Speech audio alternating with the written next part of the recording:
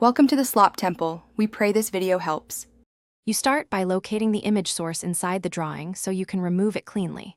First, use Xref's palette and ImageAttach or external references to see if the file is linked. This matters because unlinking versus deleting differs. Once found, open Layer Properties and note whether the image layer is locked, frozen, or thawed. You will need to unlock or thaw it to edit. Make a backup DWG now, because deleting linked resources cannot be undone easily. Next, remove the reference itself, since clearing a layer alone may leave the file linked.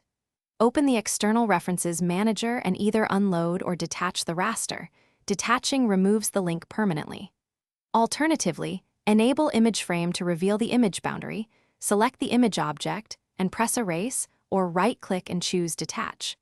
Once detached, run Purge or the Purge command to clean orphaned images and reduce file size. This ensures the DW. To finish, save your drawing and reopen it to confirm the image is gone, because some references persist until the file reloads. If the image still appears, inspect nested blocks, clipped Xrefs, or background images inside block definitions.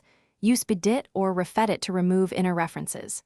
Make sure to run audit and, if necessary, recover to fix corruption that can lock image handles. If everything fails, restore your backup and repeat the detach procedure carefully. Thanks for watching. Consider subscribing if we helped you.